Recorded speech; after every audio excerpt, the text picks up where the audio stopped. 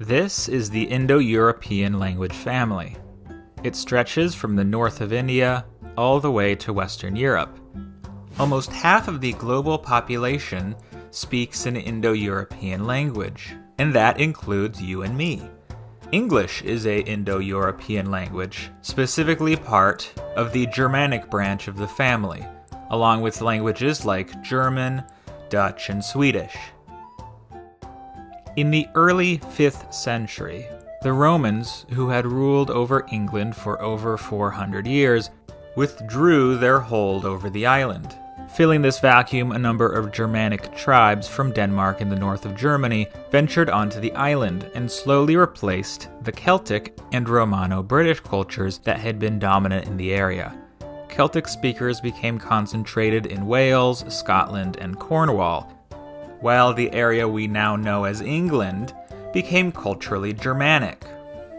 The Germanic peoples in Britain, while from a number of separate tribes, eventually developed a common cultural identity as Anglo Saxons.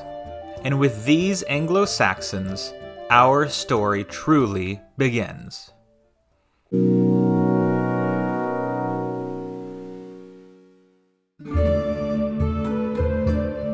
The Anglo-Saxons and their many kingdoms spoke a language we now call Old English. Old English really sounds nothing like our modern language and is largely incomprehensible to us modern speakers. Here's an example of the language from the epic poem Beowulf. What we gardena in jar dagum theud kuninga thrim gefrunon hutha athalingus ellen fremadon. So, I assume you understood none of that. Not to worry, no modern English speaker would be able to understand. It's so old and English has evolved so much that it may as well be a foreign language. While not understandable today, half of our most commonly used words come from this Anglo-Saxon tongue. Words like water, child, ear, talk, and the. Basically, most short, simple words come from this Old English language. Now, Old English was not a static language, no languages ever are, but most of the major changes to the English language through its history came not from within, but from without. The first major influx of change to English came with the Viking invasions in the 8th century onward. Norsemen from Norway and Denmark invaded the north of England, and even set up a kingdom of their own called the Danelaw. These Vikings spoke a language called Old Norse, which is the ancestor of the modern Scandinavian languages. Its influence on English was mostly vocabulary, with words like sky, bag, law, hit, and even they coming from Old Norse. In 1066, William the Bastard, later called William the Conqueror, invaded England with his Norman army, and at the Battle of Hastings, successfully conquered it. These Normans, now the ruling class of England, spoke a dialect of Old French. This Norman French came to be the language of the royal court, while Old English continued to be the language of the peasantry. After around 100 years of this, the two languages began to merge, creating what we call Middle English. If you've ever wondered why English, a Germanic language, has so many cognates with Romance languages like Spanish or French, this is why. A whopping 30%, or 10,000 English words, are French in origin. These words are most commonly seen in the spheres of law, religion, and science. This French connection is also why English has so many words that mean the same thing, called synonyms. If you look at an English dictionary, it is almost always much larger than a dictionary of another language. The most famous example of these synonyms comes from the realm of food. In English, we use two different words when referring to an animal and the meat that comes from said animal. Words like pig, cow, and chicken are all Anglo-Saxon, as the farmers who raised these animals were English speakers, while pork, beef, and poultry are all Norman French, because the elites who ate the fine food were French speakers. With this influx of French words, as well as a simplification of the grammar rules of Old English, Middle English is one step closer to the language we know today. Still, it is by and large incomprehensible to most English speakers. Here is an example from the Canterbury Tales by Chaucer, the most famous Middle English writer. Wanda d'April, with his shore sota, the draught of March hath passed to the rota, and bathed every vine in sweet liquor, of which vertu engendered is the flour.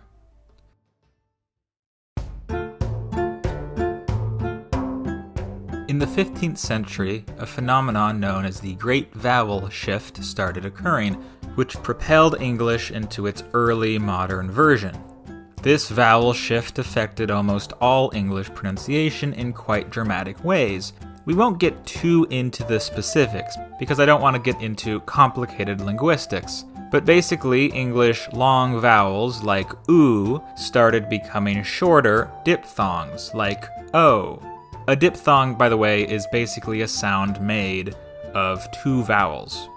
Also, there were many consonants that became unpronounced, which we now call silent letters. A good example of this change is in the word knife. In Middle English, it was pronounced knief, but after the vowel shift, the K became silent and the E turned to the diphthong I. As you can see, while the pronunciation of the word has changed, the spelling has not. This is one of the major reasons why English spelling is so notoriously difficult. So, with this change over around 200 years, the English language landed in a place most of us will recognize. A good example of what we call early modern English is the work of Shakespeare. Two households, both alike in dignity, in fair Verona where we lay our scene, from ancient grudge break to new mutiny, where civil blood makes civil hands unclean. That was a small part of the prologue from Romeo and Juliet. It is understandable, but the word choice is quite different from how modern English speakers speak, making it sometimes difficult to comprehend entirely. Beginning in the 16th century, the British started exploring and subsequently created an empire. At its height in the 19th century, the British Empire covered a quarter of the Earth and had control over almost a quarter of the Earth's inhabitants. This spread of English, as well as the later Industrial Revolution, transformed English even farther, mostly in the realm of vocabulary. New words from English colonies, as well as new words for new technology, ballooned the English vocabulary into what it is today. Also, the spread of English created many English varieties, most prominently in North America, where English pronunciation froze in place. The standard American accent, like my accent, is actually closer to the accent of Shakespeare than most modern British accents. American English is particularly influential because of the success of American pop culture around the world. English today is still evolving as much as it ever was, with new words being added to dictionaries every year, as well as many old words falling out of use. English grammar is also changing. And it will continue to change, so much so that in a few hundred years, our language will sound just as foreign to future English speakers as Chaucer does to us.